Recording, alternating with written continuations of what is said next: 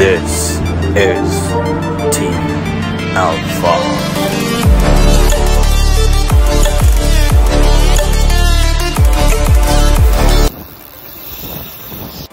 How's it guys, it's Fuzel from Alpha Catch here. Today with us we have the internationally acclaimed trace manufacturer and trace maker, the trace guy Junaid.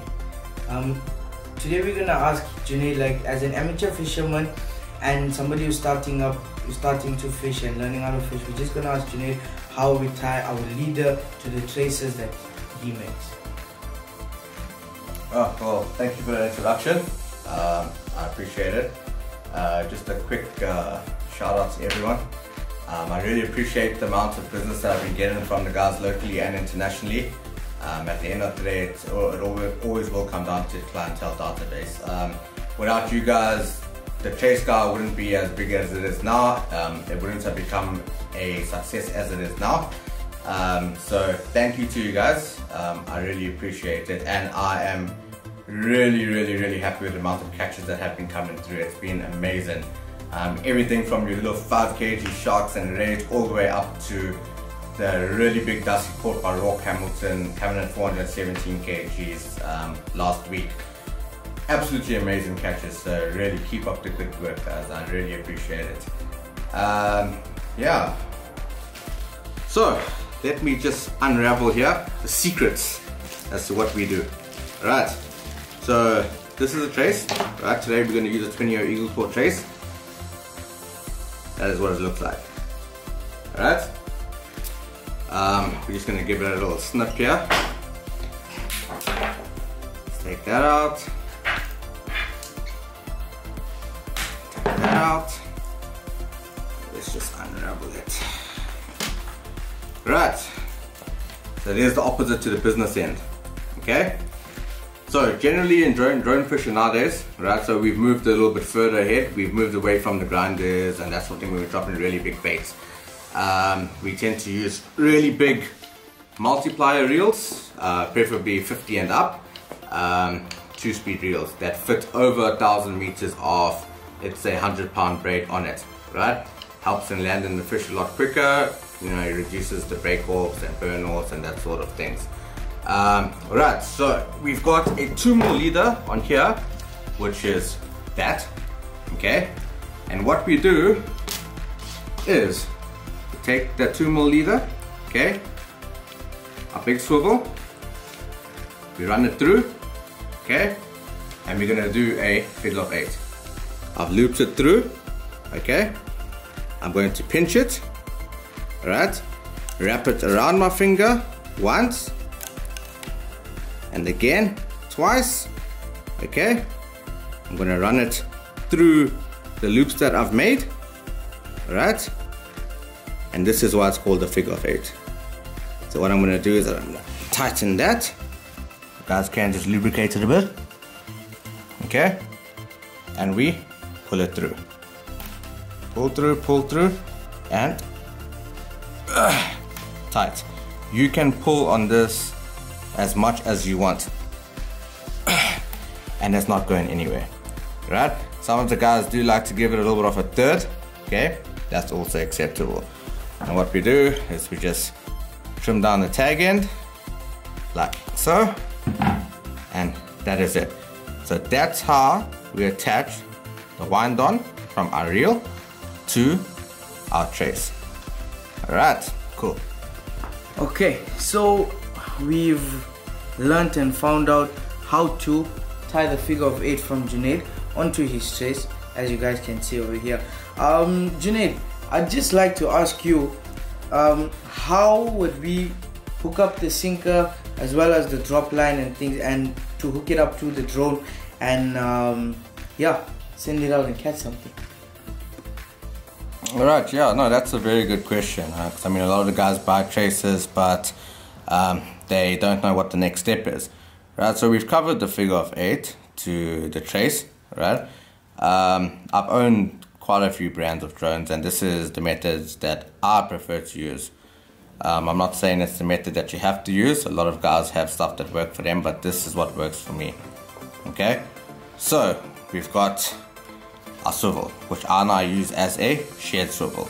So what I do is I just take some line, okay, go through there, right? Again, a figure of 8, or you could just use a uni knot, and that's there, right? So I pull that tight, I just snip off the tag end, okay?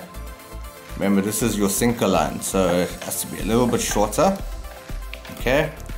So let's just clip that off there. Sinker, very important, right?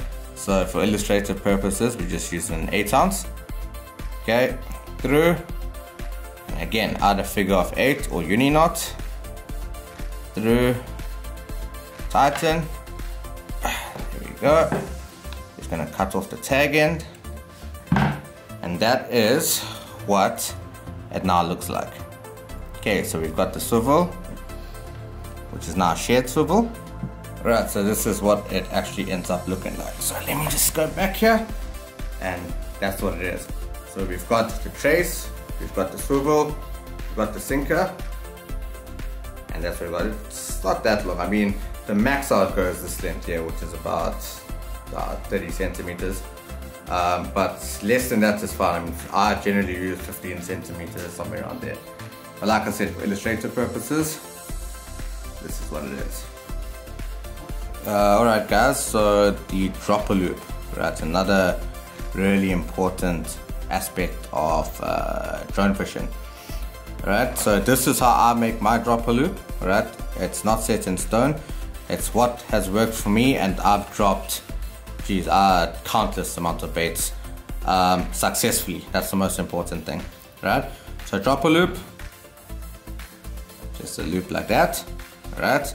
And I lock it once, okay, through, like that, and again, through, okay, and I just open it up, like that, right? That's my dropper loop, right? Let's just make it a little bit neater here. Trim off the tag end. Okay, that's my dropper loop, right? The other end, I attach to my sinker. Some of the guys attach it to the leader, it's perfectly fine, okay? But I attach it to my sinker, right? So what I do is the loop on my sinker, I put that through. Again, figure of 8 or uni knot, it doesn't really matter, right? Whatever you're more comfortable with, okay? Down, and I trim the tag end. Okay, there we go. Now I've got the sinker, right? And on the other end of it, I've got a dropper loop. So essentially, this is what everything looks like. Okay, so I've got my swivel, okay, sinker, right? And following the sinker is my dropper loop. So now when I drop my bait, everything is literally in one line, like that, which prevents a lot of pendulum and all of those sort of nasty little things that affect our flying.